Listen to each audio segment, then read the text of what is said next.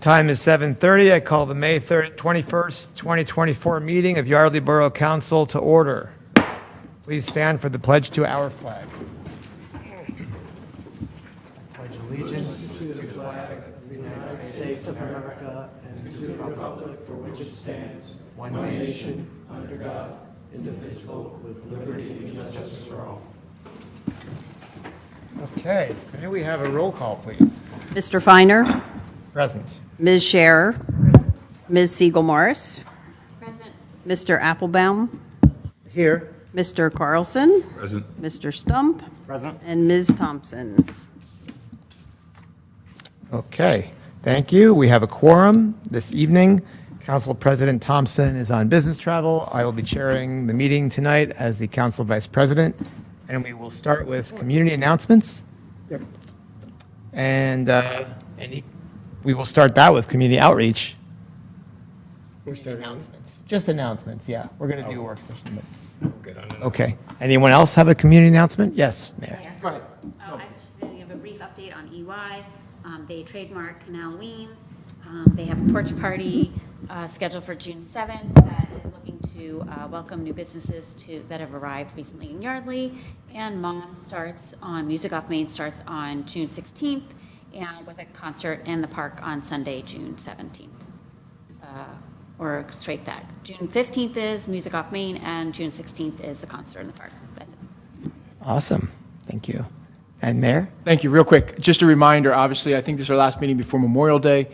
The parade that everybody is well attended, everybody goes to, starts at 11, which is fantastic. But please remember the two events that go on before that, the 9 a.m. ceremony at the Veterans Monument across from the Yardley Inn.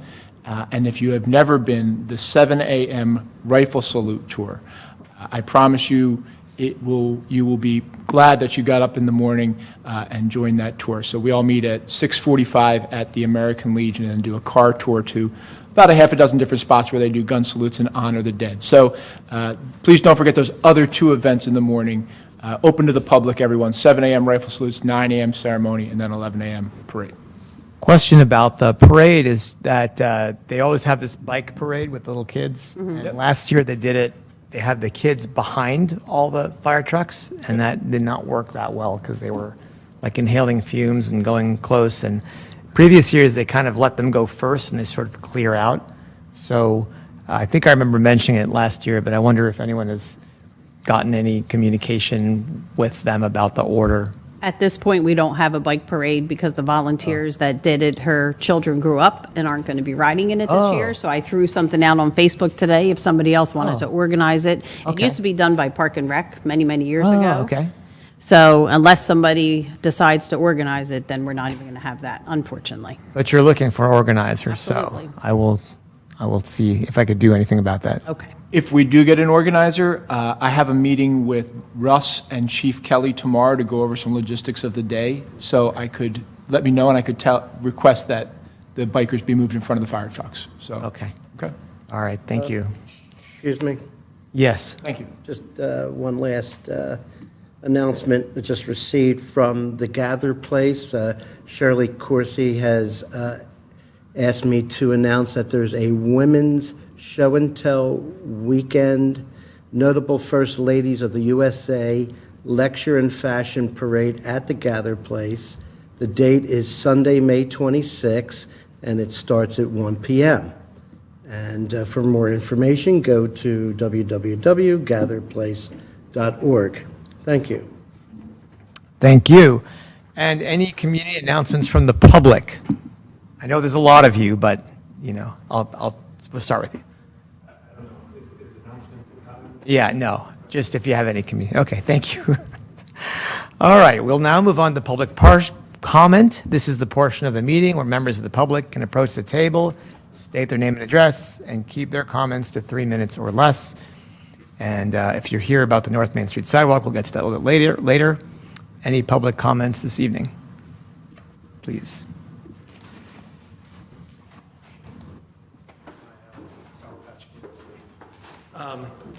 So 2 weeks ago. Just if you could just please state your name and address, even though we know Jonathan you. Woodring, 14 Van Horn.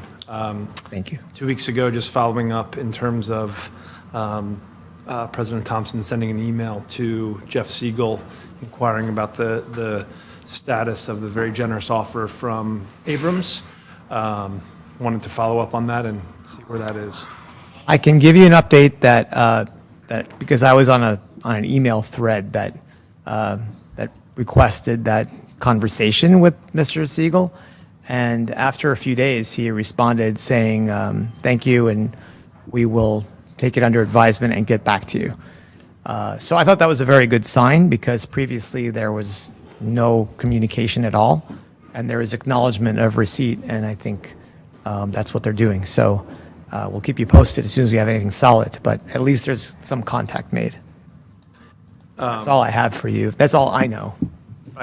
And I think that was a few days after, and since then, from what I understood, there was a request to review the plans and respond within a few days, and that has not happened. That I don't know anything about. I don't know if anyone else does, but I don't have any further information. But I think President Thompson's been pretty, responsive in terms of keeping you guys posted. So I imagine if there's anything, I know she's traveling, but if there's anything of any use, she would have let you know.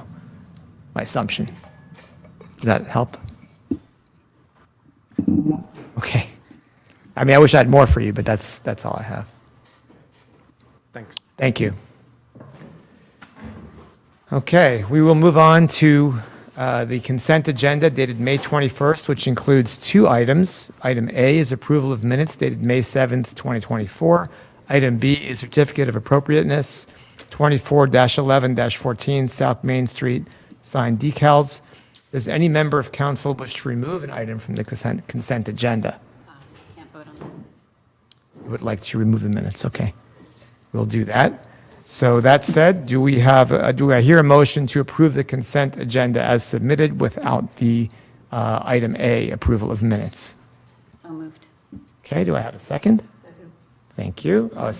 Motion made by Councilperson Siegel-Morris and seconded by Councilperson Scherer. And any discussion from public? From council? From the public? Okay, I'll call the question. All those in favor, please signify by saying aye. Aye. Any opposed? Abstentions? Motion passes unanimously, 7-0. Okay, we'll now consider the pulled agenda item, approval of minutes dated May 7th, 2024. Do I have a motion to approve the item? So moved. Motion made by Councilperson, blanking out, sorry. Scherer. Too much on my mind. And do I have a second? Second. And seconded by Councilperson Stump. Thank you. Any discussions from council? And from the public? Okay, I'll call the question. All those in favor, please signify by saying aye. Aye. Any opposed? Abstentions? Okay. 2 abstentions. Motion passes 5-0-2. And I will now ask for consensus from council to accept the finance report bills list dated May 21st, 2024. Are there any issues or questions on the bills list? And it looks like we have consensus. Thank you. Part 2 of our meeting is the working session. This is a monthly opportunity for council to freely discuss open business items or future potential business items. It's really fun when we have people coming here to talk about things like the sidewalk, and we get to have a two-way conversation. This week's items are from Public Works, Community Outreach, and Community and Economic Development, and we will start with Public Works. And since I'm the chair of Public Works, I will run that discussion. We're excited this week to discuss the completion of the North Main Street sidewalk. When I bought my house in 2011, I heard there was a sidewalk coming across the street at North Main Street, and it only took about, 11 years or so to put that in, but we got it. And I think the people north of me deserve to have their sidewalk too. So we're very thankful that we actually have the grant money now to complete that project. And I thank you for the residents that are here, and Phil and your family. it's perfect that you're here because you're one of the three houses we didn't get to, you probably weren't there this weekend, but Councilperson Stump, Applebaum, and myself went on North Main Street knocking on doors and getting to know the people, and yours is one of the three houses we didn't get to speak to, so glad you're here. Okay, let me move over to that spot so we could lead a discussion, and see you in a moment.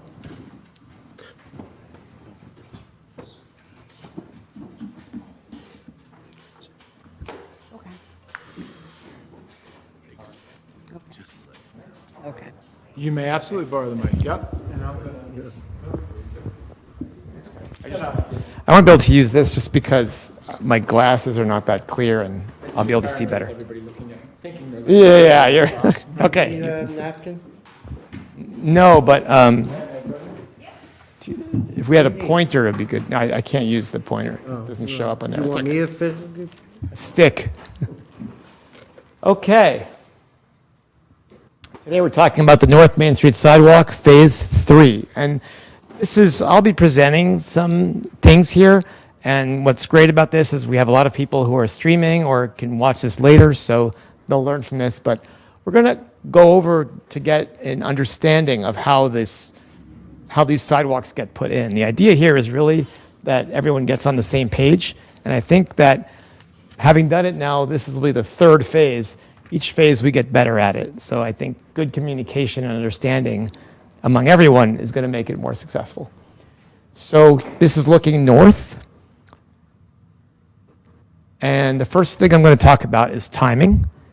Now, I don't know if you can read this easily, but this is a milestone schedule that we have that includes things like the execution of the grant, Pico gas line relocation, resident meetings to finalize design decisions. That is July 2024. I think we can get that done earlier, but we left some buffer in here. Final drawings would be done sometime between June, well, the range we gave is June through September 2024.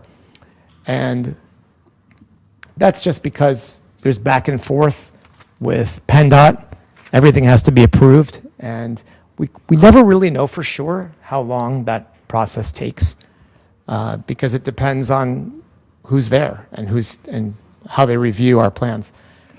Bucks County Conservation District, E&S permit, HOP review, bill document preparation. What I want to highlight is vote to bid and advertise January 2025, bid and review January, February 2025, bid approval 2025. So the idea here is that we put this out to bid in the winter, and that way, when contractors are looking for work for the following spring, we can be on that roster.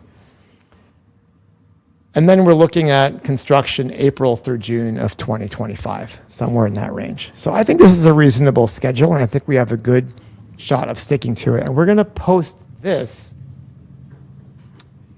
I'm going to put this into a postable spreadsheet so that residents can actually view this online. We're going to put a link on the website. I'll figure that out with you, Paula. And if anything changes here, we'll keep a log and we'll note what changed and like what happened, because there are a lot of things here that we can't control. And that's just the reality of doing something like this. Did you have something? Yeah, Feel free if anyone has questions along the way. Yeah. just some of the items that are sort of out of our control was the Pico gas line agreement. So what we have that slated for is really relocation. For Phase 1, Pico Gas relocated the gas line for Phase 1 and Phase 2. So now we need to get Pico to be relocating. So they're asking for the schedule when we're going to perform our work. So as this schedule is pretty much, set now, so we can move forward, we'll reach out to Pico and try to move that forward. So we slated them from June to March. So what it does is you could just see how the schedule is. They finish in March, and we try to start in April. And the triple asterisk on construction is really depending upon our agreement with the contractor as well. We did leave a little bit afloat with the residential agreement. That's depending if there's any type of temporary construction easements that are necessary for the sidewalk and the driveways. So that's why we have it sitting in July of 2020. Yeah, and the thing about it also that it brings up is there's buffer in here, but if these things slip too far, we get into the seasonal limitation. So we really want to get this done at that time if we can. And generally, PICO gas line relocations, my understanding from our conversations, typically they do follow a schedule. It's not that random, right? Correct. It's not random. However, we need to reach out and get it into their schedule. Okay. And do we know when we're doing that? When we? Yeah. Well, once we move forward, we're gonna reach out to them. We have an email outstanding. Okay. Thank you. Okay. So that's. Highlight for me, the Pico gas line relocation. Who pays for that? Pico? Or is that part of the project, or who pays for that effort? In the past, PICO, I believe for Phase 1 and Phase 2, they relocated. However, the borough did the final pavement for it, is what I remember. Okay. So already for our project, we are overlaying half the same northbound lane as we've done before. So we already have that into our scope. But we do need to just follow up with them on that aspect. But in the past, they moved it at their cost. We did the final pavement for it. And then there was some temporary pavement in between? Correct, they did temporary patch. Okay, all right, so, okay, good. The answer. Okay. I'm sorry, I couldn't quite hear. Did you say pavement or payment? Pavement. Pavement. Yeah, like the I roadway. was confusing the words. Talking about the roadway, correct? Yeah. So we're confident, we're Because it not leaves a hole. confident yet that we won't have any costs based on all this? Or you're saying that we will have to just contact them and get a clarification on this? Correct. And if there is a cost, then we need to reevaluate our budget? I think that Or is it cover, do we have enough to cover it? It depends upon what their terms are. Okay.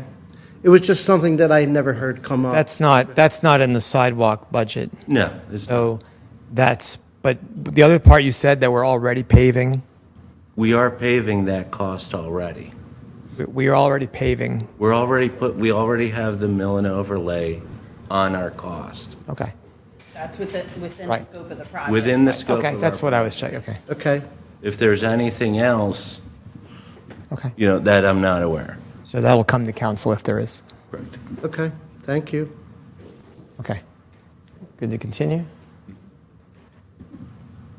Okay, so communication. So we went door to door this time, got to know all the residents. I thank Jared and David for doing that with me, and it's great that people understand what's going on. I think that's, in the past, we've had problems when people didn't know what was going on and didn't understand what the configuration was of the sidewalk, and we are looking to have a good communication and avoid that issue.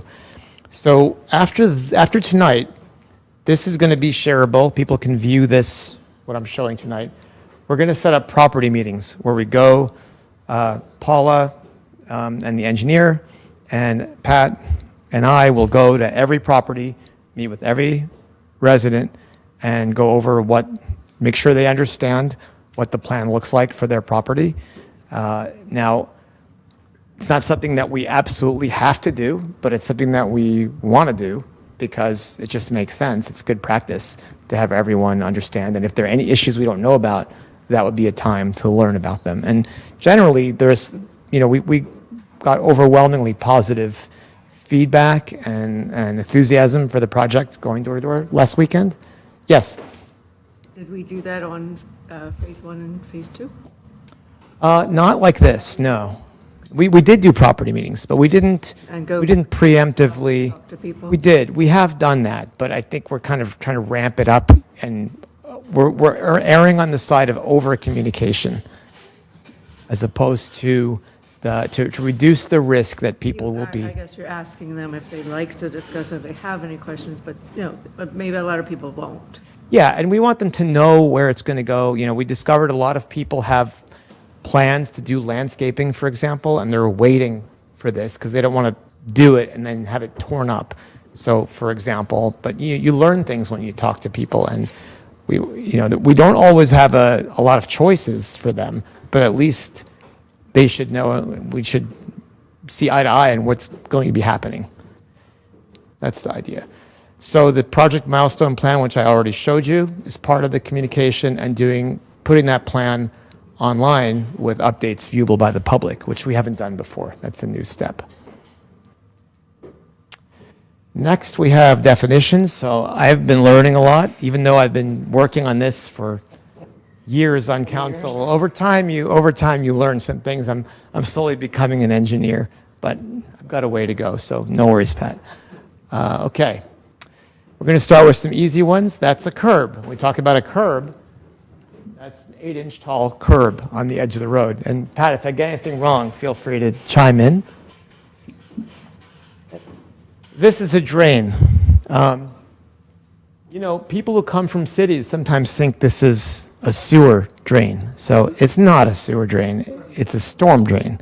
So don't pour toxic chemicals in there because it's going to wind up in the Delaware River. Okay, thank you. This entire project means that the whole length of North Main Street will have drainage, new drainage along these curbs. And that's going to be very helpful for some of the houses that are below grade.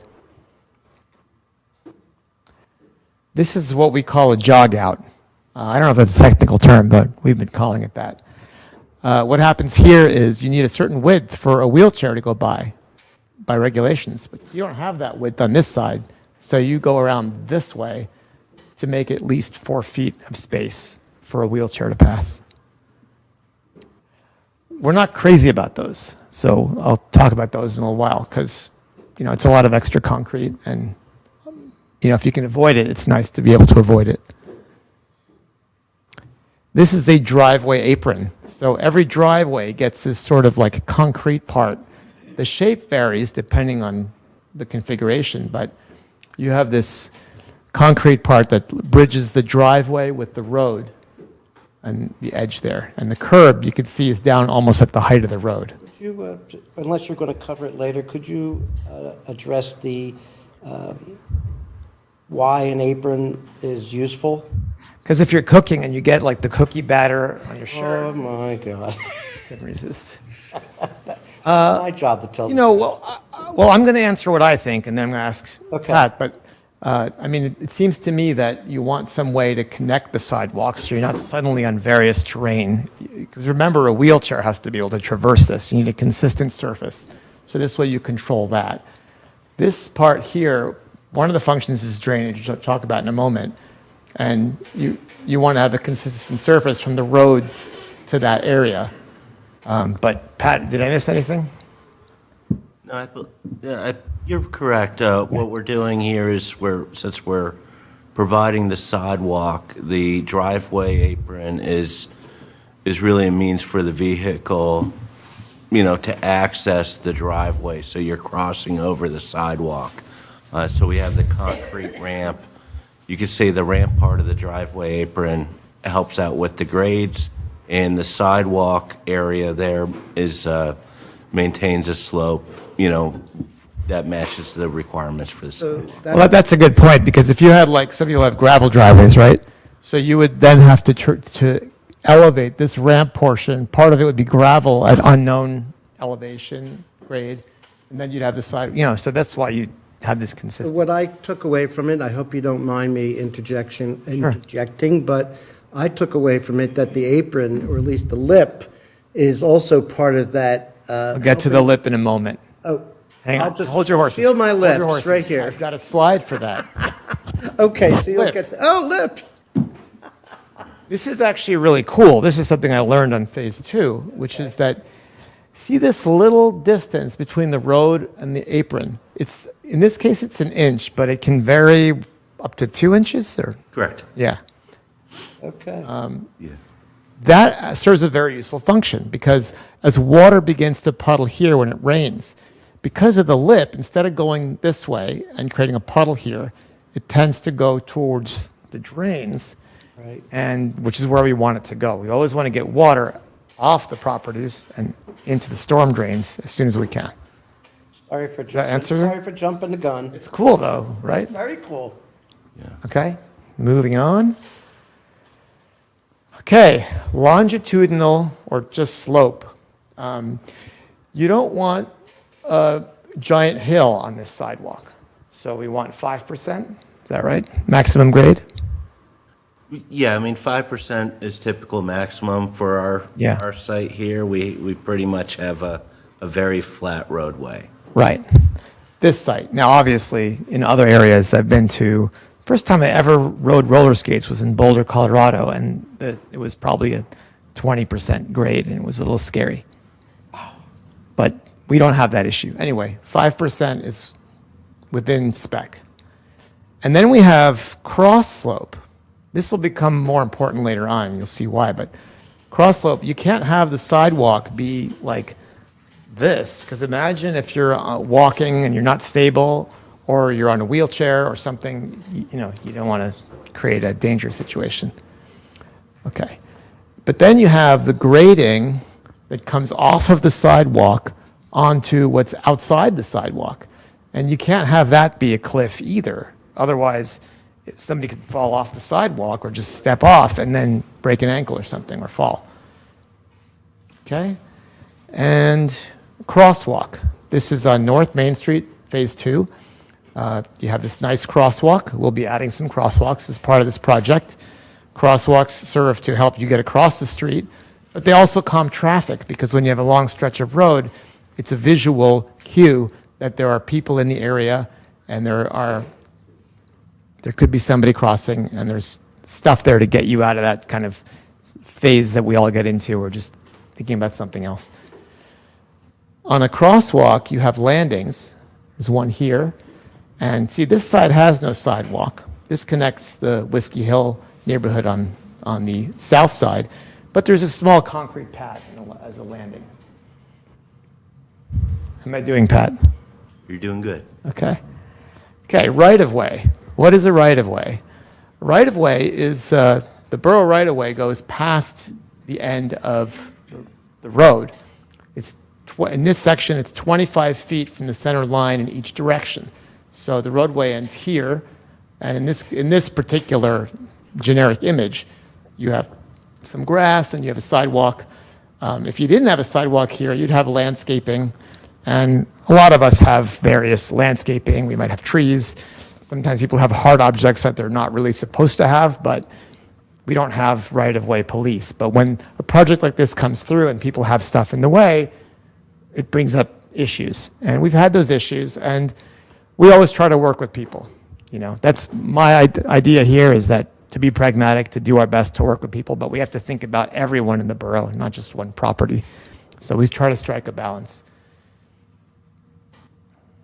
Okay, constraints. Okay, we've got to balance constraints, and there are a lot of constraints. So, first of all, budget is a constraint. Okay, the total funding from 2 grants that we got to fund this project is about $1.6 million. Interesting fact: about 2/3 of that is for the drainage portion of the project. Drainage is expensive, but I'm glad that we got funded for it because it can't hurt with this climate and in this town, it can't hurt to have good drainage.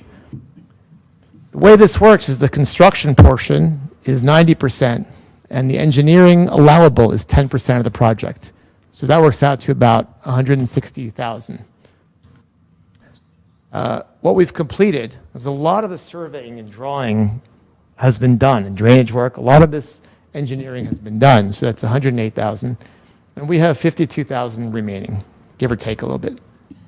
So that's what we have to work within. And just to be clear, there's no more money for this in the budget. So if we start making a lot of changes, we won't make it. So we've got to be keeping in mind how much we have available to complete the design.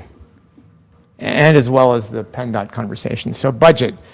We have PennDOT regulations. It's a state road. Somebody emailed us asking a question today about the rumble strips. Do you have to have those rumble strip on the double yellow? I'm pretty sure because it's a state road, you probably know the answer. We don't have any say in that. Is that right?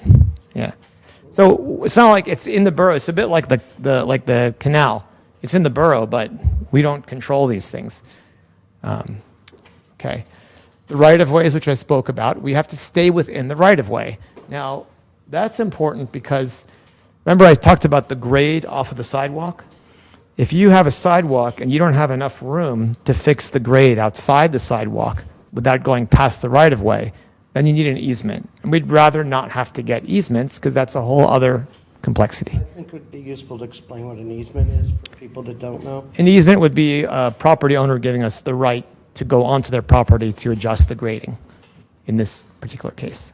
Thank So you. sometimes people might want to do that, but we're going to do our best to stay out of that. It just makes it way more complicated. So we have the timing, and I talked about how if you let this slip too far, you're on to the next year. We don't want that to happen. ADA compliance, width, slopes, grading. You've got to be able to get past things like poles, any obstructions. We need to have the drainage and the 8-inch curbs along the road, and we need to have a configuration that is approved by PennDOT. And with that, we have two basic styles with some variation. One style is called the buffered sidewalk. This is like a best practice because in this case, you have like a buffered grass strip of 3 feet minimum. So you have a curb here, then 3 feet, and then you have 4 feet of sidewalk. And then every 200 feet, you have an extra foot for just a small section, just so 2 wheelchairs could pass each other. The other alternate approach is what I'm calling a roadside sidewalk. It's probably not an official term, but this is where you bring the concrete right up to the curb. This requires it to be 1 foot wider, so 5 feet instead of 4 feet, which actually for the whole length of the road, if you do the calculations, it's about 25% more concrete. But it's what you, in some cases, that makes more sense. Okay. Is the 5 feet would allow 2 wheelchairs to cross past each other?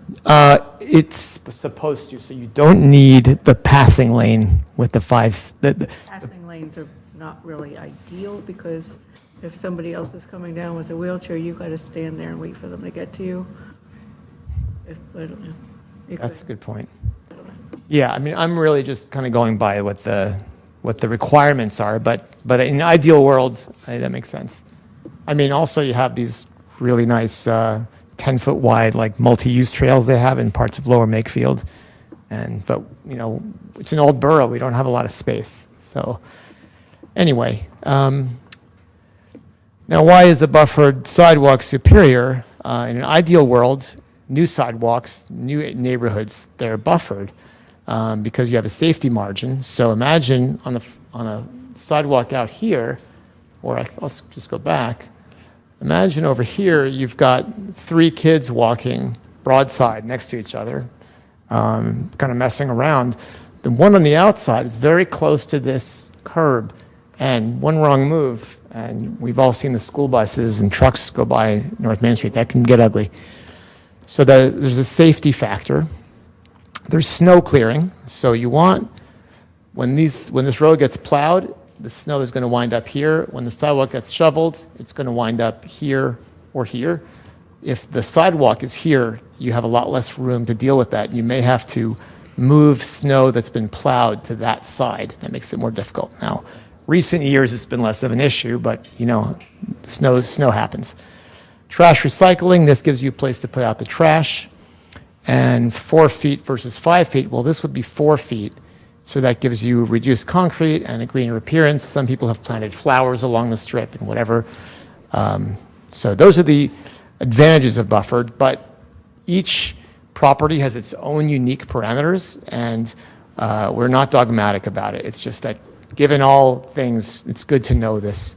I don't know if a buffered sidewalk would give you a lot of help for snow blowing, snow clearing, because if you've ever had a snow blower, they throw it pretty far. They throw it out into the street. I'm just telling you what the Okay, what the just best saying. practice. I'm just saying. I mean, you're either you have this space or you don't have this space. So Quick question. yeah. When you were first describing the buffer space, you said it's 3 feet of grass. Minimum 3 feet, right? But do we have the ability to present to, there may be places where we'd like that to be 2 feet. 2 feet's still better than having up against the. It is, but unfortunately, Or and is there a Pat can, waiver process, like you can Yeah. present the project to them and say, it's, here's what we want to do? yeah, that's a great question. My understanding is to earn the 4 feet, we have to have 3 feet. To earn the 4 feet, okay. Yeah, but Pat, could you speak on that? Yeah, that's what we were talking about before, of having that.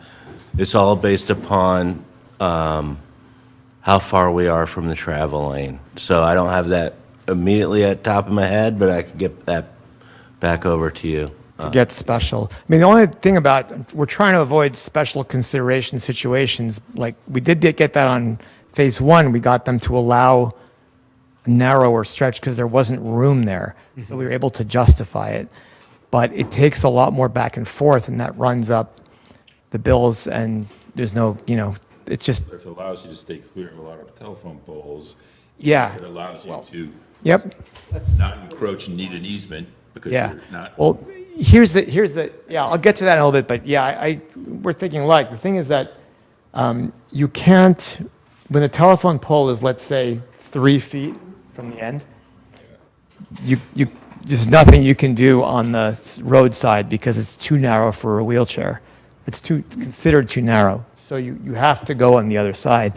It all has to do with where they are, and I'll get to that in a moment, and you'll see what I mean. Okay, so in most of these cases, I will say, it becomes obvious which way to go. You don't have a whole lot to say. So the challenges are to meet all of our constraints, okay? PennDOT, budget, timing, safety, ADA. Get around the poles, reduce jog outs, which are extra concrete, extra cost, and not really, if you can avoid that, it's nice to avoid it. We have to deal with the proper grading on the properties. We have to deal with obstructions that are in the right of way. Do our best. In some cases, we can't do anything to get around them, or it doesn't make sense to get around them. And that's fortunately, most of this stretch of North Main Street it's way more clear of obstructions than we had in the other phases. We want to maintain an attractive appearance. And let me just speak about that for a moment, because I think what I learned in doing these projects before is that people really value symmetry as much as possible and more straight lines as opposed to kind of snaking. Now the curb helps with that because the curb is straight, but I think people don't want a lot of zigzagging around, especially on the middle of their property. If it's on the edge or goes with the driveway where it blends in better, it works better. So, and I think we did a pretty good job with that on phase 2 after feedback from residents. And we want to balance homeowner desires with all of the above. So there's a lot that has to get balanced here. That's the point that I'm making. Okay, so here's a plan that we currently have. Now, we've been making minor tweaks to this, and there may be some more minor tweaks that as I saw today's version, I saw some that, we may want to work on, but I'm going to walk you through. Okay. So we're going to head north. We're going to start at 136 North Main, which already has a sidewalk. So you're looking at the existing sidewalk, and over here is the trail that leads to the Mary Yardley Bridge. So there's a pole right here.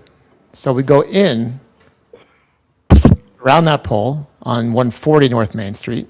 We go straight across the property.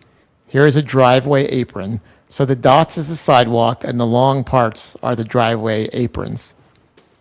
Then there's another pole. So by going this way, we avoid both of these poles without any jog outs. If we went across this way, there'd be a jog out here, then a driveway, then a jog out here. So, make sense? Yes. Now we get to this property. This property, 142, has a large driveway. And if you see these red dashed lines that kind of go into the property, that's the existing driveway. So you get a sense of what's currently there. And this is all follows the regulated best practices as far as the shape of the apron and the approach angle. And so this is actually a very large driveway. This is most of the property is a driveway. Get across there. Now here we have a sign and a driveway, but we have to move in because you have a pole here.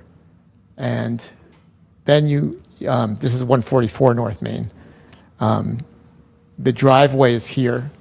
It's a little hard to see it, but you've got a sign here, a sign here. You move in here to meet up with where the crosswalk is, and there's a pole over here. The red with the like half solid, half empty is a pole. Now we're on Irving, and you can see our first crosswalk that crosses Irving. It's the other side. So you have a landing, crosswalk, landing. Any questions so far? Yes. Just a quick question. Yeah. So you were talking about symmetry. What was Right. the motivation to drop down at that in that middle section? The drop down, why not just stay over here? Yep. I don't remember that exact property to tell you why, but Pat, do you remember by chance? I would say a lot of the grading? times where we're proposing to have the sidewalk along the curb is because these properties are sloping down. Oh, yeah. So if we move the driveway, move the sidewalk closer to the property line, our sidewalk is going to be low to the street. And so we're not going to be able to make it. So what we're doing is you could say the sidewalk is sitting right up against the curb, and then we're going to have to regrade up to the property line there. So that's why for most of these areas, you'll see where that sidewalk is sitting against the curb line. It's because of that reason. Grading. Yeah, because of the grading. Yeah, I want to go back to, yeah. So that is a big issue on North Main Street. That's like the main issue. So many of the properties, oops, where'd that go? So many of the properties, this is actually nothing. This is a very minimal downgrade, but they go downwards from where the road is. And actually, that's why the drainage and the driveway aprons, I think, are going to be very helpful for a lot of people who get water coming down their driveway off the road. But that also means that if we, as Pat was saying, we don't have much choice with the sidewalk because then we have to get easements and we start to encroach too much. Yeah, it's a very good question. And that's why I was saying, and you're looking at it, in 2D. So this is all the result of a lot of surveying and actual site walks. Okay, so, yes. In terms of the easement and the right of way and your sort of ground, knocking on the door, was there any resistance to the concept? No, 100%. I would think it would be embraced. Most of, yeah. Well, there was previously, if you go back, we've got less and less resistance as people have seen it, walked on it, enjoyed it. What we got was, I heard it was coming when I bought my house last year. I'm glad it's here. Just put anywhere, just put it here. I'd just like to address that. We walked around, myself, Jared, and Ori, and the reception was really phenomenal because people, like you pointed out, have experienced the benefit of the sidewalks phase 1 and 2 already.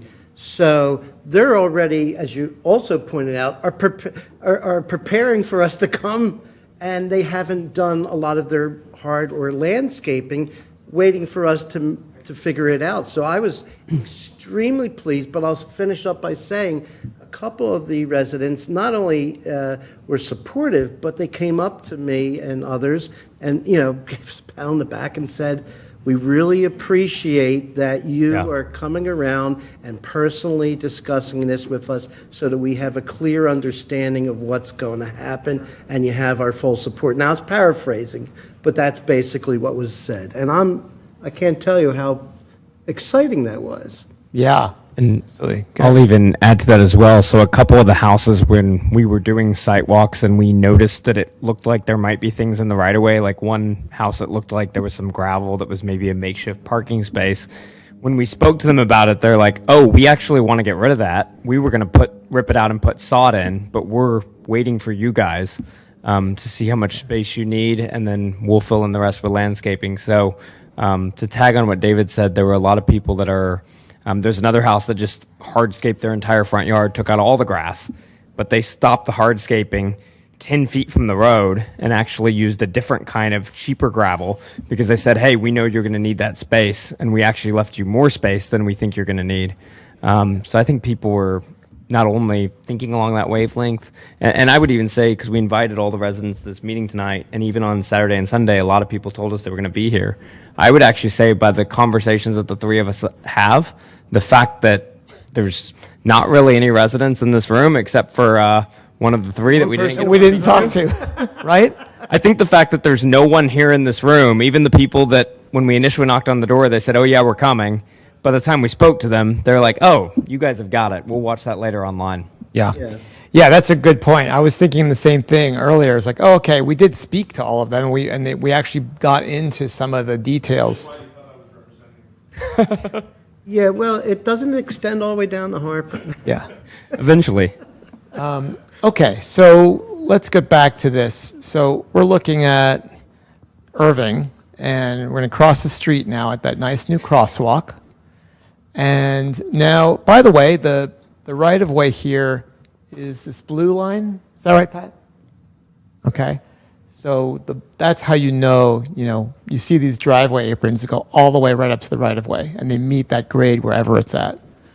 So you cross the street, and we got nice and straight, and here's what we benefit from in doing this. This is actually, maybe in some cases, it might be a little more than 3 feet, a fraction more. But here's what we avoided. No, here's a pole, here's a pole, here's a pole, no jog out, Nice no jog and out, straight. no jog out, nice and straight. And then when we move back out, which I'll talk about in a moment, it's virtually on a property line where there's a pole. So that's looking good to me.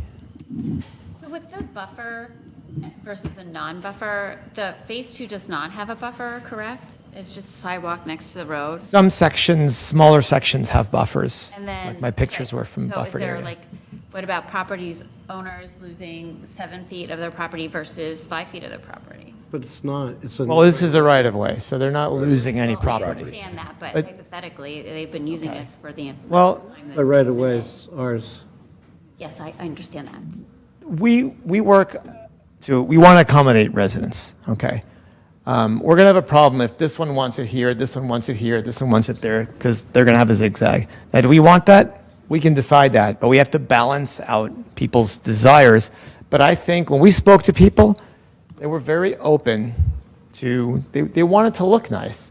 And also, this is 4 feet, and then they have this area where they can keep it grass, they can put flowers in, whatever they want to do there, right?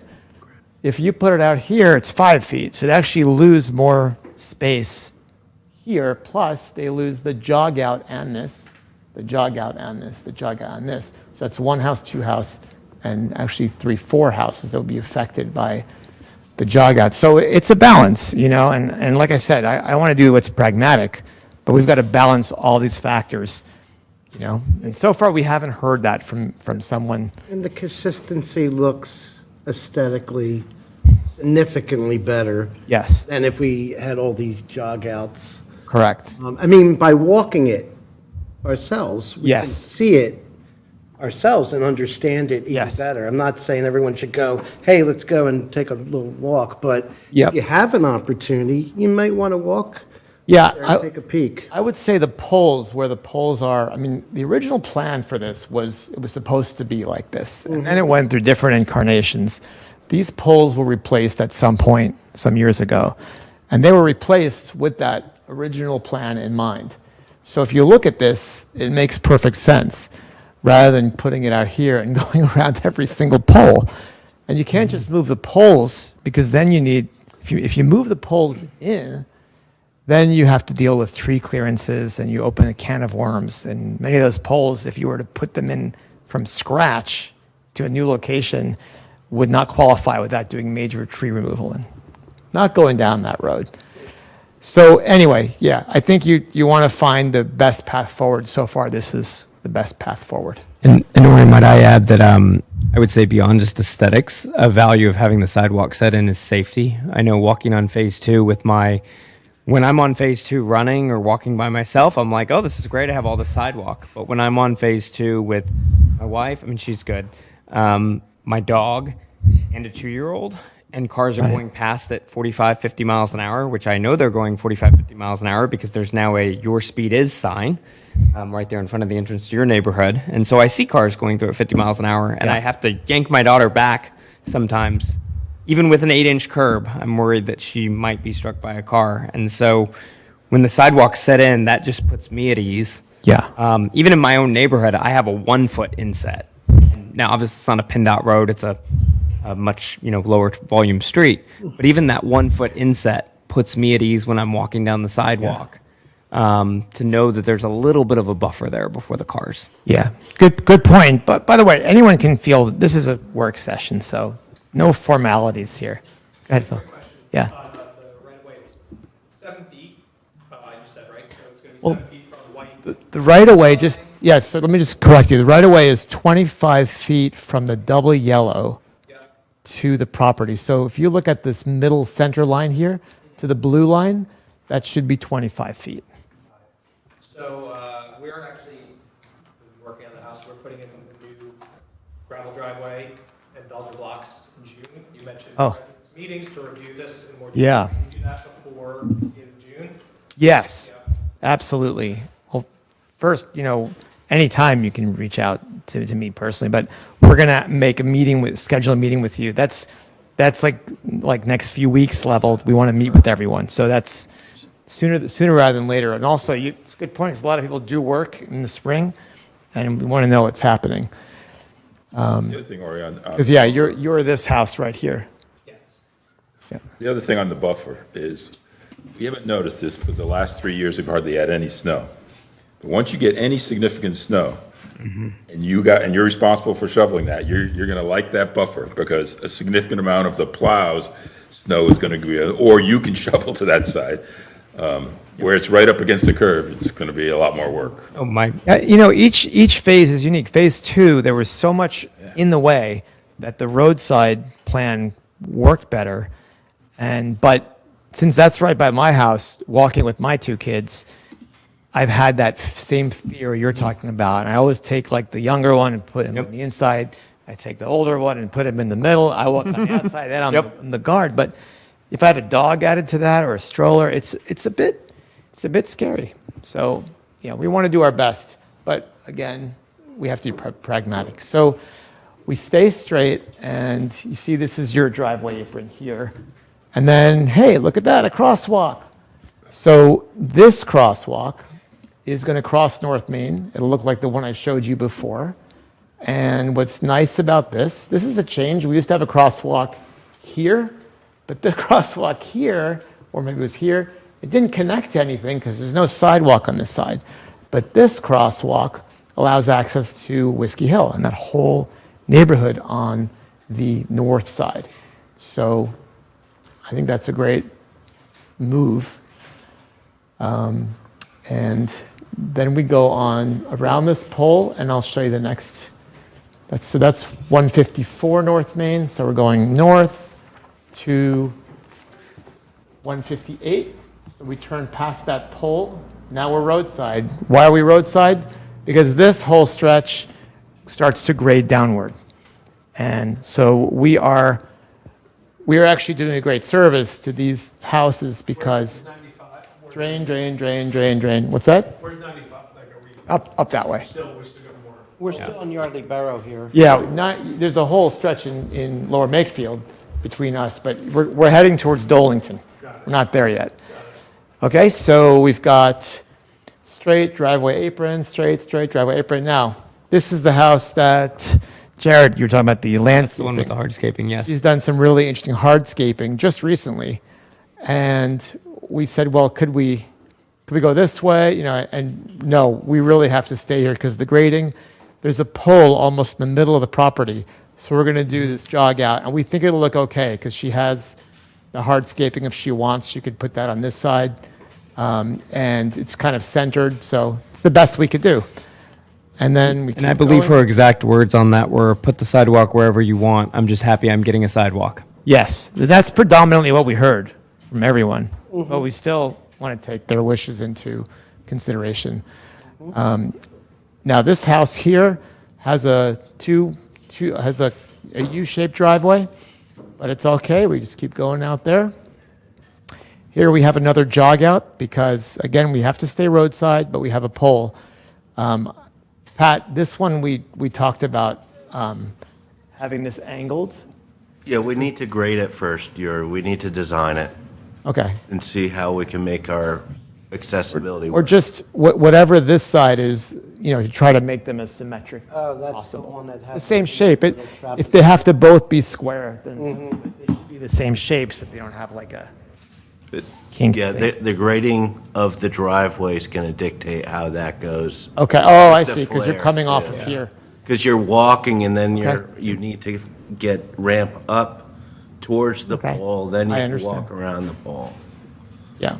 Okay, I mean, you may just, move this concrete to be the same as this then, or something.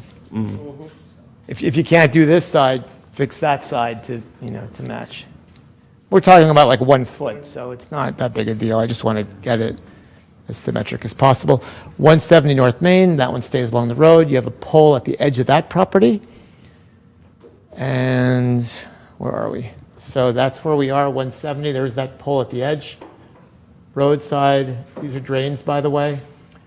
Now here we go in at this point, and this one has kind of interesting landscaping. I think there's a tree. It's a big tree. There's a kind of a dying tree, and there's another tree. Yes. I don't remember why. Oh, there's a pole here. So we're going around that pole, and we have these 2 driveway aprons. So this is kind of like a symmetrical thing that happened here. Although again, Pat, I think we talked about this matching this, so it'll look kind of like the Celentano's driveway where you have the same angles. Yeah, we'll look at that. This is just a sketch. Yeah, trying these to- are very minor thing, just like the angle as opposed to straight. Okay, and then here we have to go back out now. I'm not sure, oh yeah, we went this way, why we're turning. Okay, so he's an example of somebody that wants it like on the road if possible. He's getting on the road for this part. It might be a conversation there to figure out what you've done and because this is symmetrical. So if you move this out, it loses the symmetry. So we have to just explain it to him and see how he feels about it. Try to get him on the same page. Do you want to say anything? Okay. Anyway, looking good. We passed to here, and then this property has a lot of landscaping in front, and they're waiting for us to do this to move it. The final property, here you have a crossing across North Main Street, right over Dolington. Is anyone who's ever walked down here, there's a multi-use path at Lower Makefield ending right at the borough line. If you walk past that and try to cross this street, very, very difficult crossing. This crossing is going to help make that easier and calm traffic. It's nice, open, visible, and it's the narrowest part that people can cross that on. So if they're elderly or in a wheelchair or whatever, they don't have to cross all the way over there. And so that goes across, and then you have a pole, and you have this final crosswalk, and this is like the end of the borough right here. So this is a potential future Lower Makefield sidewalk, because they have a lot of interest in doing that one as their next project. And the only other thing I'll add to this is that we're looking at, and I don't know if we'll have enough funding for this round, but whatever we can do to extend this Lower Makefield sidewalk from the borough line, just this little strip to meet with this crosswalk. And if we can't do that this round, or if we can partially do it, we'll do the rest next time. But That's Dolington. That is Dolington here, yeah. But the benefit of that is that it would connect with their macadam or whatever asphalt, which would allow many more people access to Center of town by making it the walkability plan. So this is all in alignment with a lot of different people's ideas about improving or increasing walkability. Walkability and closing critical gaps Yes. in our infrastructure. And this is a connection point. So what we're left with is we don't have really major projects like this anymore, except maybe East Afton. Even that is only partially the borough. We're looking at like gap closing projects now. Exactly. So it's a shift in focus. What I'll also say, worry about closing the gap there. We're not only going to Lower Makefield, we're actually connecting the borough to the borough, because the Orchard Hill neighborhood off of Dolington, even though Dolington is in Lower Makefield, There are homes there, yeah. Orchard Hill, the Ludlow and Halls and Harlow are actually in the borough. Correct. Only accessible via Lower Makefield by car.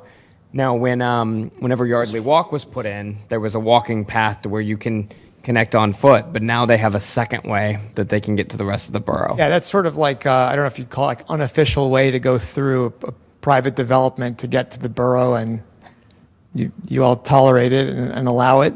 But, you know, it's nice to actually give them an actual sidewalk, but it's a no-brainer when you have thousands of people living here that have a sidewalk and then this stretch that they can't cross, and they cross it anyway, but it's hard to cross. So, but that's not really for this discussion. I just wanted to point it out because I think it's important. And of course, you have this McKinley goes back to Lincoln, and so there's the other side in that neighborhood back there. So those people could potentially come up this way, go this way, and vice versa. And Yuri, the one Yeah. thing, if you go back to the plan, you could also see where all the new inlets are going to be located as well. right, like this one, Yes. this one, and after this one, there are no None more. that way. Everything Yeah. flows to the right, to south. It flows south. Yes. Right, that makes And sense. it goes to Irvine, Okay. and then it discharges to the canal. So let's look at that. So that's all these. Correct. Okay. And we did hear from residents that get water coming down their driveways and, you know, puddling. Make a significant So- improvement for them. So they're going to go down, you can't see, but underneath here.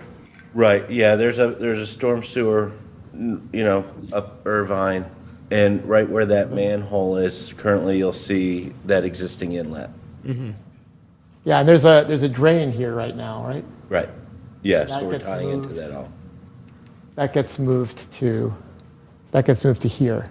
Right, So it's not in the crosswalk, but yeah. Yes. Right now it's sitting there. Yeah, and those drains are actually, they're keeping clean much more than the drains that we have that are on unpaved areas. I just noticed they don't require maintenance really. They just keep themselves clean. Getting stuff from people's lawns because you. Yeah.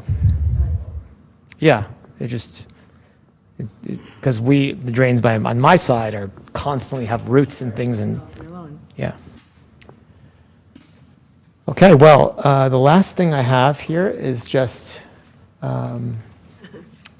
what's next. So we're going to send a link to this, and we will also send, Paul, I'll work with you on this signups for a few different times. So people can sign up to have a meeting on their property to review it once we get any final little questions figured out, which is this week. And then, once we have that confirmation, we'll go and make final drawings, submit to PennDOT, see if there are any revisions, and then get the PennDOT approval and move further. So we're asking people to make sure, a lot of people gave us their email addresses, and we have those, but if we don't have people's email addresses, to please give those to us, as well as phone numbers. And Paul, I'll get those to you as I update the list. Please read those emails, they're important, and so you can stay in the loop. Avoid surprises, stay in sync, because good communication equals success. Any further questions? Yeah, I got questions. Yeah.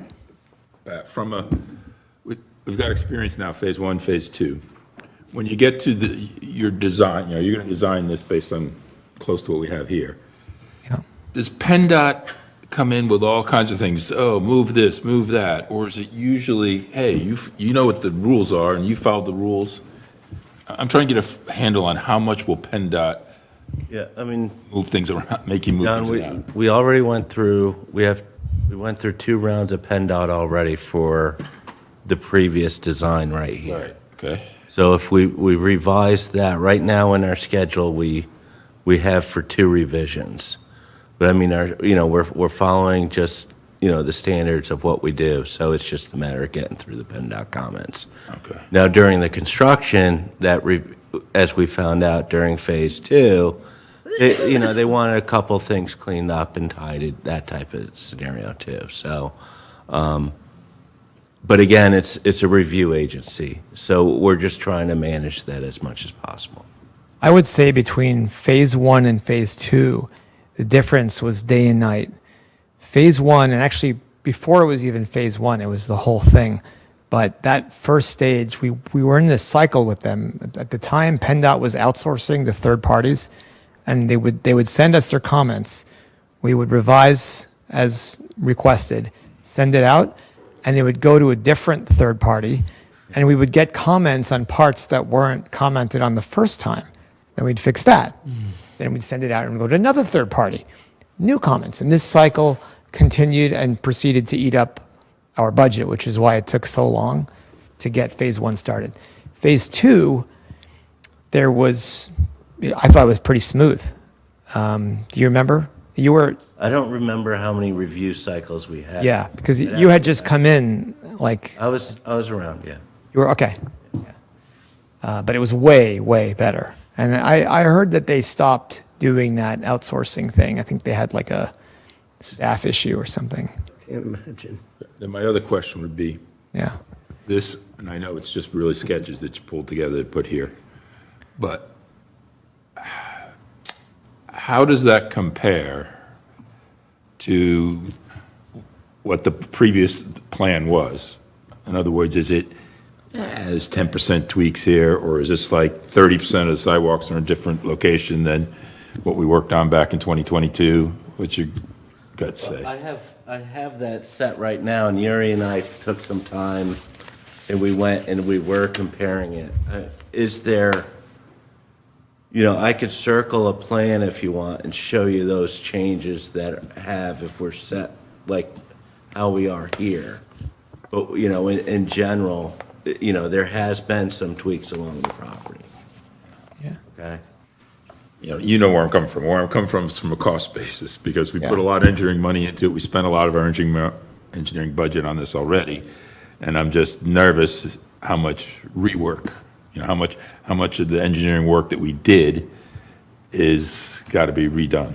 That's nothing that we can control, though. Well, yeah, it is. You have to control. Yeah. Well, And now, Yeah, I'm just saying, if we had a plan. I know, We had a but plan that was ready to go. PennDOT comes along and No, not based on PennDOT's changes, no, based on our desired changes and in talking with people's changes. Those are the changes that we're contemplating now. It's not PennDOT yet. We haven't given them something to. This process, complain about. no, he wants to know what was sorry, I don't mean to. That's right, yeah. Mansplain or women-splain, but I think you're saying like, what was the original plan and how different is this plan from the original? I'm trying to get a hang on how much extra engineering we're going to have to do because we yeah. were ready to go. I mean, remember that a lot of the work is surveying and has to do with by the time you figure out all the other pieces, having it here or here, there's like minor tweaks. The issue isn't like put it here or put it here. It's what's the grading like. We're not doing anything to, I mean, you can explain in technical terms better than me, but we're not doing anything that is more closer to the edge of what would be allowable grading wise. You know what I'm saying? I mean, it didn't seem like that much was different. We looked at the last one, So why did the plan have to change from what they had planned in 2022 until now? because we should do the best plan we can do, and the Did you do residents a really good plan in 2022? wasn't as good as this one. No, what we're doing is our 2022 Oh, I mean- So plan. John McCann and Matt Ross Yeah, and.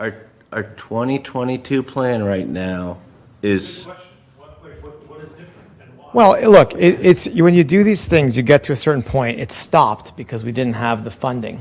And now I'm continuing it, and we've learned some things from phase two, and we're approaching it with an open mind, and we see things that could be improved. And before you just go on and do it, if you see obvious improvements, and the residents did not get to this level of understanding that they're going to get here. So we had problems in phase two with residents being very unhappy with how it was designed. And it threatened to, actually at one point we did stop the construction as a result of that. And that wasn't good. So, We were the ones. you know, we're going to work within budget, but I don't think it's smart to try to save a small amount of money in budget and have the wrong plan. Plus the fact that we're looking at less concrete with this plan because we have more segments that are 4 feet instead of 5 feet and less jog outs. It saves money. Less concrete, less labor. So I suspect, although I can't tell you for sure, in the end, it's going to be a wash, or it might even come out ahead. But we're not going to exceed the engineering budget regardless. Correct?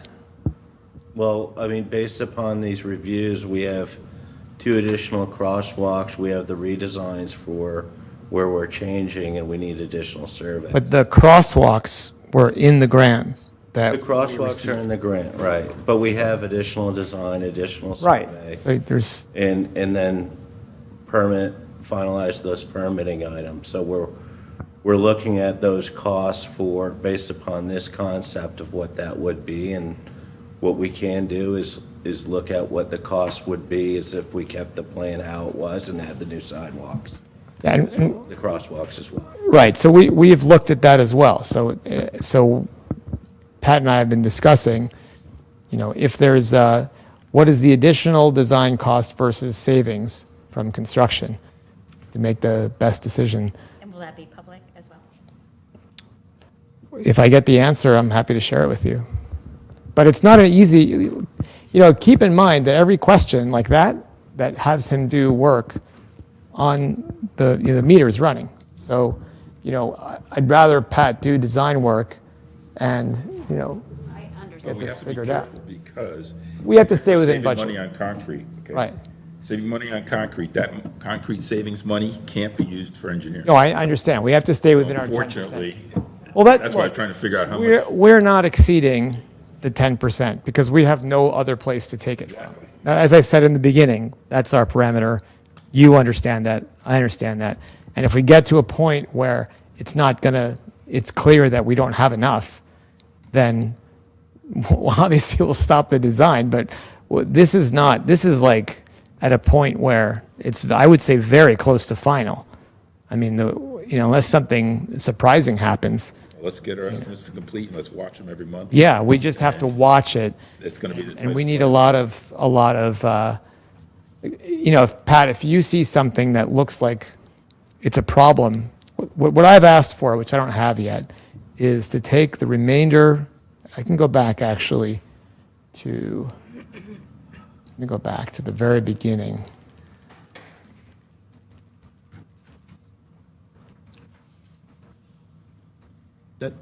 Yep. No, no, I think it's under constraints. Oop, Okay. Passed it. Yeah, it has a delay. So, yeah.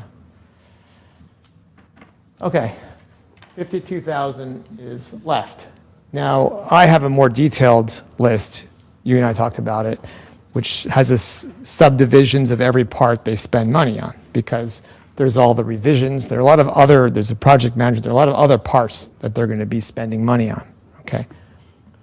What I have asked for, which I'm happy to share it when I get it, is budgeting for what we expect each of those parts to be. Predictions, each of those subcategories. And then if any of those subcategories looks like it's going to extend, obviously we don't know. We may have to spend more on category C and less in category D, but it's good to have an idea. If we exceed, because they know other projects and we have other projects that we've done. If one part begins to exceed it, then we'll deal with that. One loose thing here that we can't control is if we start getting into a cycle with PennDOT. So if that happens, we'll deal with it. Do you want to say anything about that? The budgeting by Right now, category? We're looking at the additional engineering costs, and we'll provide that to you. The one thing right now is for our grant funding we have a current grant open for $570,000. That 10% of that is reimbursable. So the 10% amount is what the grant was limited the amount of reimbursement for the grant, for the engineering costs. And so there's, in our grants that we have, is how we split those pots of money. And with that, we need to wait until we have the executed grant for the new one that was awarded for the 2023 DCED for that, because that has to be executed before we spend more money. Otherwise, any That's on your- engineering right now, So what do we have? Is there That's anything on we can here. do to get it executed? Are we just waiting on the powers that be to execute it from their side? That's- Are they waiting on that's anything from over. us? Yeah, no, we got the That's over here. So now we're waiting for them. Hey. Okay. So is that still on track? Yes. Okay, so, yeah, I mean, that's more of a cash flow issue. There's a cash flow part.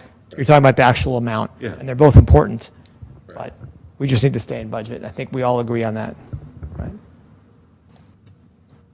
Okay. Any further questions?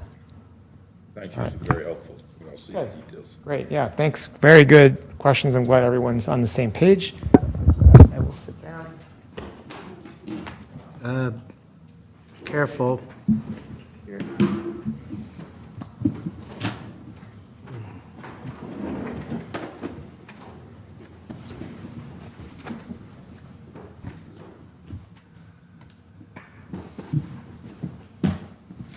Okay, well, we're almost done, but our next work session is short, but it's community outreach. So take it away.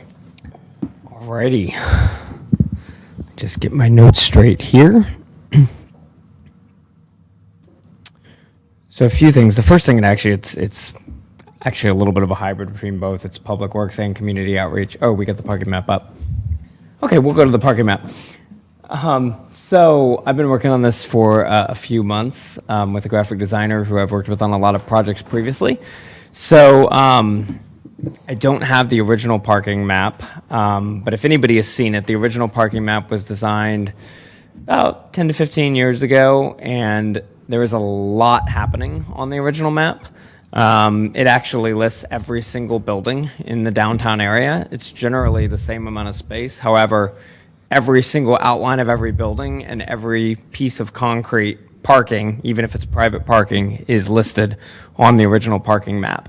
And then there are little numbers on each building that I think there's a key that it corresponds to, like what building number 46 is. However, that other sheet I have not seen. I'm not sure we know where that is. And so it became clear as we were really where this stemmed from initially was when there were conversations about when I come to Yardley, I don't know where to park. I don't want to park where I'm not supposed to park and get towed. And when we would point people to the old parking map on the borough website, it really seemed to just confuse people more because it was, what am I even looking at? And so with this new design, we have just a few landmarks to kind of give their bearings. And there are a few edits that I've already made to this that I just didn't have a chance to actually have made. I need to do, this is actually, so this is a working document as well. This is round 2. And then round 3 is going to be the final touches on this. But we have, as you can see on the far left side, we have the intersection of Main and Afton with the stoplight there. We have the various types of parking. So the first color, we have the teal, which is the unrestricted free public parking. And that parking is located, there's actually, I believe, 2 spots in front of what is now Wildflower Valley. There's some spots in front of Buttonwood Park and on the side of the State Store. And then that whole parking lot on the side of Buttonwood Park, I think that's where sometimes we can get into some confusion because that's where the Borough Municipal lot actually meets the Yardley Shopping Center lot. You can even see two different kinds of asphalt from two different eras if you walk down there and kind of where the line is. And actually, that red extension in the Yardley Shopping Center, that was something I caught this afternoon. That should go all the way down into the shopping center. So that's one thing we've already caught that we're going to change. My graphic designer actually called me this morning while I was walking the dog and had me walk through the revisions with her over the phone. So I was doing it from memory without it in front of me. So I didn't catch that until later on. So that's one of the things we're going to be changing. The next section is free public parking, 5 p.m. to 12 a.m. It's the green color. That's actually just south of where we're sitting right now at Borough Hall, the parking lot behind the Yardley Community Center. That is privately owned. However, the owner has agreed to allow people to park there from 5 p.m. until midnight. So you can have a 7-hour dinner at one of our local restaurants and maybe go to the cellar for a drink afterwards. So that is that parking is available. I think that's a lot of people do not know that even exists there. And then we also have free public parking 2-hour time limit. That's in yellow. That's actually the lot behind Borough Hall and the police station, post office. That's actually the lot where all of the police cruisers are. There's actually spots back there, about 10 spots that you can park there any time of day for 2 hours. And then the orange is our free on-street parking. So that's our spots on South Main Street, a few spots on East Afton. Another omission that we need to clarify is there are about 8 spots on Penn Valley Drive on the very bottom part near the Pilates studio. That is also free on-street parking. And then that brings us to the red, which is no public parking. Now, what the old map did was it literally had every piece of concrete in existence between these two intersections as no public parking, even spots that you would know. Like you can kind of tell from that the lot next to Commonplace Reader is for Commonplace Reader. You can tell that some of the residences here where they have signs that say this is not a through driveway, private property, you can tell that's pretty obvious that that's not public parking. So the biggest thing we tried to do here was we tried to put ironically, the 2 largest lots in the borough are privately owned. So the lot in front of the gristmill, kind of behind Continental Tavern, that is privately owned by the Continental Tavern and by Kramer's and the gristmill. And so that is not open to the public. And then the Yardley Shopping Center, which, like I said, we're fixing that revision. That is not open to the public as well. What we went with here by way of landmarks, we really tried to do just enough buildings to give you an idea of your bearings. So, on one end we have Starbucks, Lake Afton.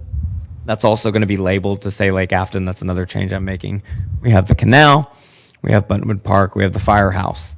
Then we have Borough Hall, Post Office, Police Station. One of the reasons why I put all of that there is because as I've been talking to people around town, a lot of people don't know that this building is all 3 of those things. I remember when I invited somebody to come to one of the public meetings here, they said, Borough Hall, where's that? Is that the post office? Well, kind of. We're attached to the post office, and then on the back is the police station. So we wanted to go, because various people know this building as different things. I primarily know it as Borough Hall, all 3 of those descriptions. But then here's the thing as well. I really think, and Ori, you and I were talking about this on our Zoom call yesterday, really, I think ironically, one of the most identifiable businesses here in town. We love our local businesses. I'm a huge champion of our local businesses. But one of the things that everyone knows where it is, even my Uber drivers from the other side of Philly that will drop me off at my house sometimes, they all know where Wawa is. And that's our one 24-hour business. And so I thought that was and that also then tells you where Borough Hall is. Oh, it's to the right of Wawa. You're standing out in front. And then Kramer's Bakery and the Grist Mill, we need to make that building go over a little more to the left. That's, again, just a small tweak. The Continental Tavern and Starbucks, we really wanted to have both of the corners. We're also going to remove the tree there that's on the lower right of the stop sign where FZ Works is. We're going to remove that tree because that is FZ Works, not a tree. So we're going to get that removed. We have the tot lot. Really just what we wanted to stay away from here was what I really tried very hard to do is not to get too much into, okay, well, why is this one local business here but not the other one? So I tried to avoid a lot of favoritism in that regard.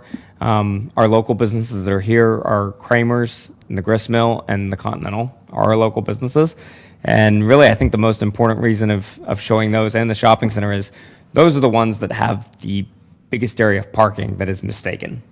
And so I think it's important to clarify that that is for them. So, so this is it. Can I ask a question? Absolutely. You don't have the vault on there, I do not. and the parking behind the vault, is that all private? Paula, did you hear back from Cam? But I'm pretty sure Cam allows nighttime. So I think that's an important one, because a lot of people who are coming here, coming to go to the vault, and they, okay, I can't park it. Yep. He allows I can't go in anyone, Yardley Shopping Center, but can I? he allows park Friday public, at night? public parking. Just double check. Yeah. Make sure that it's We- still- That would be worth Yeah. venue. Oh, fantastic. Yeah, so we actually already had that. We had that conversation. So I was actually working on this at my office this afternoon. I just got this back this Yeah, morning. yeah, it's fine. Which is, I was across the street, and as I was looking at it, I said, you know what, wait a minute, I'm going to walk over. So I walked over across the street with my MacBook to Borough Hall, interrupted Paula and Patty during their lunch break. Thank you for so graciously entertaining me. We actually went over this together, and Don, that was actually one of the things that came up, was Paula said, you know, I think that parking lot might be, even though it's privately owned, he's allowable enough that we can put it on a parking map. So we're waiting for a final confirmation on that. If that answer is yes, we are going to add the vault as a landmark because it is the parking lot behind the vault. We're probably. Yes, it's still informal. We're just, you can be over there. Yeah, that's Cameron Toyo, I believe. I want to say something. Yeah. Big picture here, okay? You're a junior council person. You've been on council how long? What is it, May? 5 months? 4 months.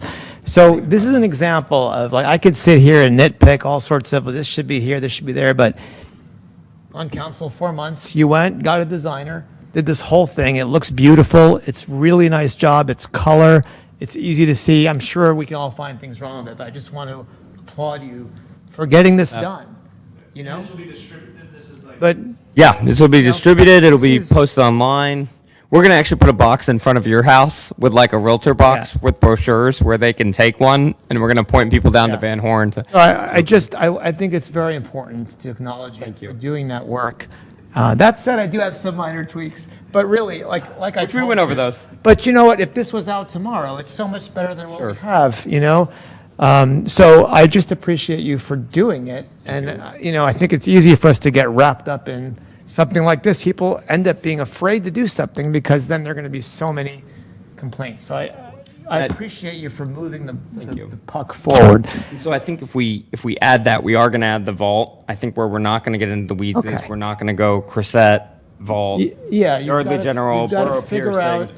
Then a we're going to get to what balance. we had before. We're going to get an unreadable map. Yeah, and you want it to be visual, but my only tweaks for you, minor tweaks. One is that where it says Borough Hall, Post Office, Police, maybe an arrow. 'cause Oh, yes, I that's was one of the thinking other it's on things the I already other sent. Side of the street. I tried very hard to get these revisions made before the Okay. meeting. So you're on that. And then the Yardley Community Center, if there's parking there, it may be useful Maybe we put a building there that says to put a community building center. there because it wasn't obvious that that's that driveway. So here's my question though. So there's actually two buildings on either side of that driveway. So there's Borough Hall. Right. There's one building immediately to the south of us that's also owned by Cameron Toyo. So Yeah. thank you, Cam, for allowing all this parking. Right. I'm sure he watches all these meetings in great detail. He's also my former landlord. Shout out. Oh, There you whatever. go. If you know, I'm just giving this. No, to so I'm not attached. that lot, I think, is attached to that building immediately south of us, not the community center. Is that correct, Paula? The community center, though, is the building that's in front of it that's probably a little more recognizable. So maybe we put Right. to the right, where there's that cutout, was thinking. Yardley Community That's the Center. community center because And it's we so have room to do it. notable Some with the people know that steps. you drive Yeah. behind there. But people do know that building. There's a lot of functions in it. Right. Whereas the building immediately to the right of Borough Hall, I don't. I did not know you could park behind the community center. Me neither. They used to, You learn something new every day. only in the evenings. Well, that's important. Okay. So, and I did have one more, then I'm going to call you.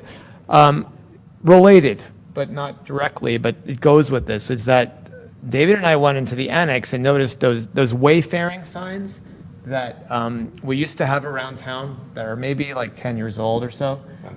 Some of them are still around. They say like parking this way, downtown this way. They're there. They kind of like fell off. Some of them are damaged. I wonder if we can either fix them or, kind of reinstitute them to go along with, not that it's part of this, but just, Paula, do you know about those signs? Do you know what I'm talking about? We can look at them and see. Okay. Maybe we can look into raising One money of to them is replace them. damaged, but correct me if I'm wrong, Paul, but is the corner of Afton and River Road, there's a pole there?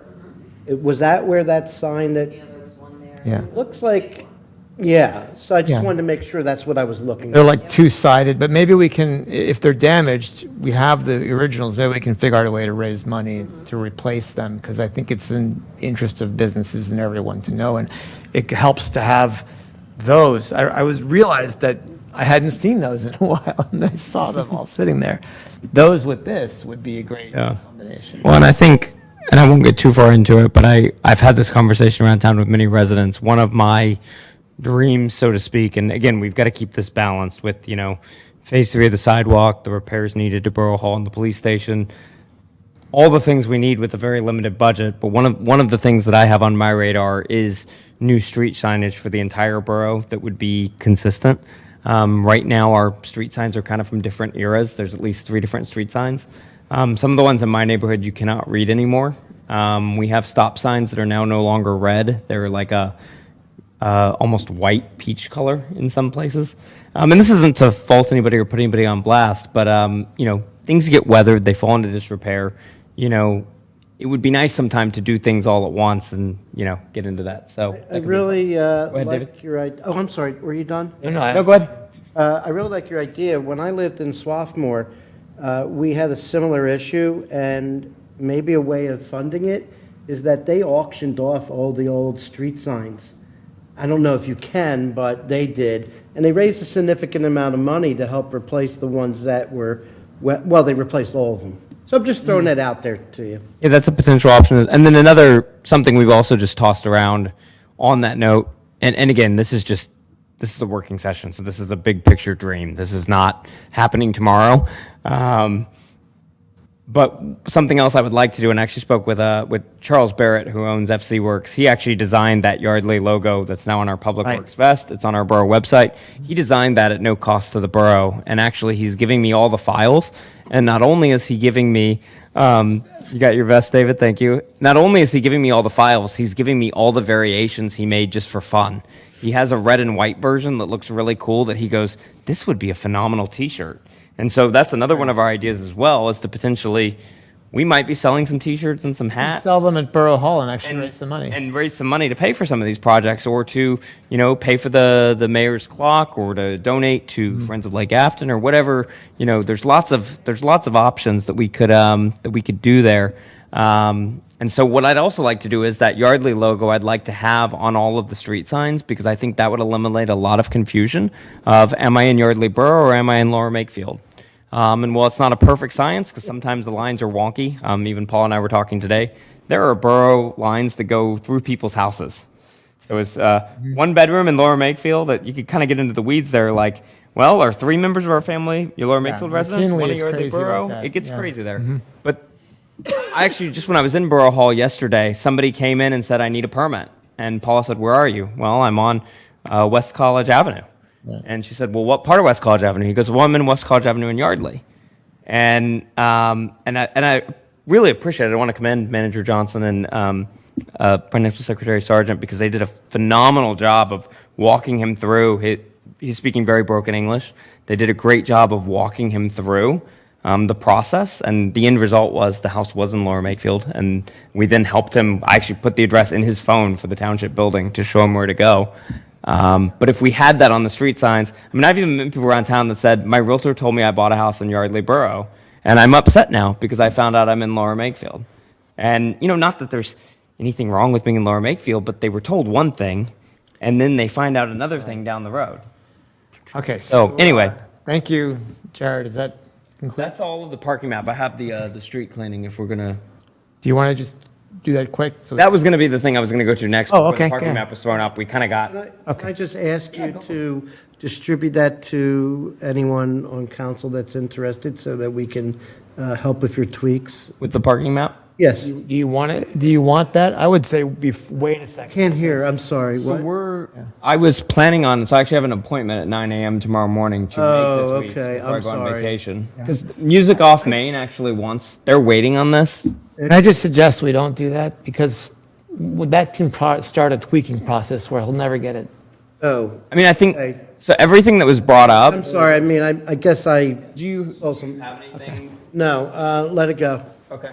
Sorry. I mean, a lot of the things that were brought up were things that were already on my radar, even the arrow and. Well, could we at least have a copy? Not a tweak, is a thought, and I don't know if local businesses would be open to it, but just maybe on their website to have a link, if this goes up on the web, so when Yeah. people go to the vault, to the Continental, they just see, go to the Pro. Yeah, absolutely. And I have relationships as well with many of the social media managers of our local businesses, and so we can push it out to them. This has been about 2 months in the making. Honestly, this would have been done a month ago, but both myself and the graphic designer, we all have toddlers, and we realized this was an in-person meeting because she lives an hour from here, and I actually drove to her house with my family, and we sat down and we marked up the old map, and we got on Google Maps and all that good stuff. So, I mean, certainly if anybody has any tweaks they want to email me tonight. I want sounds one other comment that you made, Go for it. right? Is the road, and I don't know the name of the road, when you go up by the firehouse and then you go up, That big circle? yeah. Should we label that maybe? I would take the whole thing off, because there's no parking up there. That's fair. It doesn't have anything to do with the parking, and it's at a different level. It's not even, it's way up in the hill. That's fair. And it'll give you more room to move stuff around. So I think one of the things no, that's a very good point. Thank you for that. I think I mean, I can certainly look at it to see what it would look like. There's also another version of this map that I didn't put up on the screen tonight that has 0 trees on it, and it looks weird. And so I think at the very least, we could maybe label that. I think you make a very good point that what is that? Number one, I think she pulled that off of Google Maps, and I think it was also on the old map as well. Okay. So may I suggest anyone that has any more suggestions to you, send it tonight. Take Okay. notes. Yeah, we'll look at Don't get this. it stuck in a cycle where we're sending you input because it'll never end. Okay. No, I get it, but no, I do appreciate everyone's feedback, and like I said, I've presented this to people before the meeting, and we've, a lot of these things we've seen, and here's the reality too. If we get down the road and we realize something is confusing, we can go back in and have small tweaks made because we know who designed it. The parking map before, we have no idea who did it, and this one we know is from May 2024. We Okay. put the date on it. So anyway, Can we move on to we can the, absolutely move on. Yep. So we're gonna go to. All right. Are we on street cleaning now? yeah. Okay. Is it a slide? There's no slide. But Okay. that's gonna distract me in the corner of my eye. So street cleaning took place yesterday, Monday in the borough. The notifications went out on Friday. On the borough Facebook page, borough email list. A bunch of us on council blasted it out on our pages over the weekend. And I think one of the things that I saw when I woke up Monday morning was actually as I was walking the dog and getting my daughter off to daycare, I noticed that there were still, this street cleaning was for the west half of the borough. I noticed that there was still a significant number of vehicles on the roads. I live on Cadwalder Court. A lot of the houses on my street, there's very few garages. There's maybe 2 garages. Not a lot of people have driveways. A lot of people have single width driveways, myself included. So we really do rely on street parking. But as I was noticing that there were a lot of cars on the streets, I started driving around a little bit more. And I actually ended up driving down every street that was on the street cleaning list. There were a total of 69 vehicles left on the streets. And so what I actually ended up doing, I had some time. I was planning on going biking with my neighbor, but instead I ended up going around and asking some of my neighbors if they could move their cars. There were a lot of people that, oh my gosh, I forgot. I'm so sorry. Absolutely, right away. Or, oh, I didn't realize that was happening. Or I think what we realized, there was a little bit of confusion because there was a Yardley Patch article put out that the borough had the list of every street being cleaned that Paula posted. But then on the police department Facebook page, they had posted that there was that it was going to be posted. Actually, the difference being that if it's posted, then the vehicles can be ticketed and towed. So the police were posting that West Afton and South Main Street were going to be, no parking signs were going to go up, any vehicles left on would be ticketed and towed. And then there were further streets that were being done as well. Unfortunately, what went out in the patch, and again, no fault of anyone's, just looking to streamline communications here, it led a lot of people to believe that it was just Afton and South Main Street. Because even some people, they said, wait a minute, I thought that was just Afton and Main. Some of my neighbors said, wait, the borough cleans all the streets? I said, yeah, we clean every single street in the borough. If you're not in the spring, you're in the fall. Every single street in Yardley Borough gets street cleaning. There are people that have lived here 20, 30 years that they did not realize that until I spoke with them. And so my wheels started turning that I think in the future we can, and this is where we're going to, Manager Johnson and I are going to work and brainstorm some ways to communicate a little bit better and not just to dump this on her. Again, this is not a criticism. I just think there's some ways we can communicate more in depth with people and possibly get a little bit higher participation. So I actually ended up going around and we did get 18 of the vehicles moved off the streets, and I was able to help Ken, our public works contractor, with getting the street cleaner through. And actually, there was a whole dump truck full of debris. It blew my mind. This was going to be a slide that was going to go up on the screen, but I'll post it on my social media later. An entire dump truck was full of debris from the streets that you wouldn't really think they're that dirty until you look at it all and go, wow, like there's a lot of things that were taken off the streets. And again, having a kid that likes to sit down in the middle of the street and then, start putting things in her mouth, I like having clean streets. So anyway, that's all I'm going to say about that. But we're gonna work to see if we can communicate a little better, and then probably not going to get 100% participation. But at that point, if people don't move their cars, that's on them. Thank you. Does that conclude your work session? I think so. All right. Thank you very much. I have one thing. Yeah. I just wanted to tell everybody that Andrew delivered to my office today the signed PICO agreement. Right. Yay. Finally moving forward. Future Yardley Trailhead. Here we Yeah. go. Free electricity So, for just on that, could you just, Pat, since you're here, just explain how long the environmental process will take now that the clock is going to tick, It's going to be shorter than what's in the agreement. which is 70 days, I think. That I can't recall. Okay, I think it's 70, but yeah, it's going to be shorter. So, so with that, I'll just coordinate with our environmental group to There was a proceed. 45, maybe? There was a 45 and a Could 70. be 45. Yeah, I'm not sure. Okay. I was in phase 3 mode. But yeah, I'll just coordinate with that, see what that schedule is, and they need to reach out to PICO and coordinate. Fantastic. Thank you.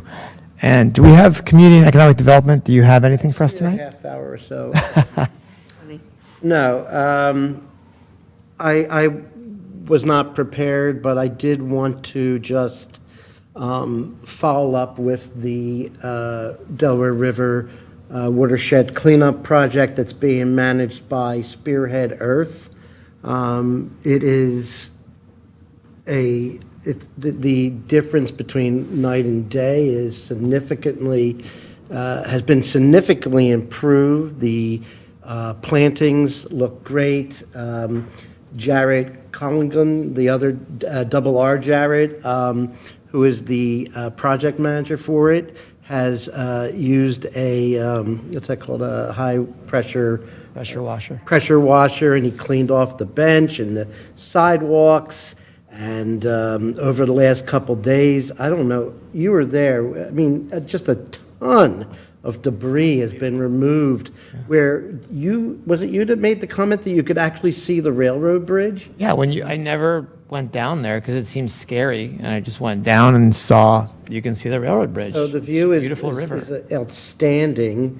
Yeah. The picnic table's been delivered, and things are moving ahead at a very good pace. And Mayor, the property will be in good condition for the festivities on Memorial Day. Because I didn't want all that debris there to distract from the festivities. So I made an agreement with them to make sure that we have it all removed before then, just so you know. Yeah, and we are actually in, not regular contact, but we have talked to Ted, the commander, a few times, and just have their buy-in on helping to maintain the area, along with Spearhead and others. Well, thanks to you for your for leadership of the project, but also your physical labor. I saw you there multiple times, and to Yes, you, I Jared, was, and Corey, and people in the community who came out to help, because Yes, thank you very it's a lot of work to pull. There, there's a lot of debris there. Yeah. Like, I haven't been down there today, but it was my understanding that the person who was removing the debris was going to be there yesterday or today. So I'll go back, I'll go down there and just make sure that's all been done. But I'm extremely thrilled with the progress, and it's just another thing to build, us up as a destination town.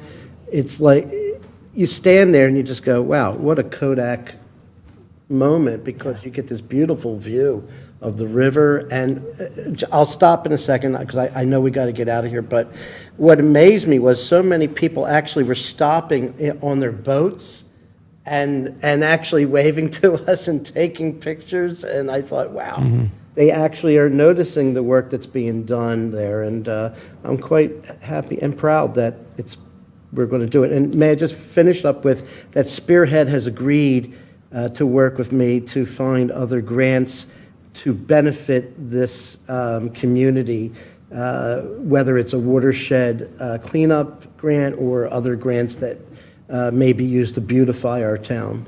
And that's it. So thank you. I'll defer the rest of my half hour to you, Corey. well, with the rest of the next hour, do we have a motion to adjourn? Motion made by Councilperson Siegel Morris, seconded by Councilperson Scherer, and we are adjourned.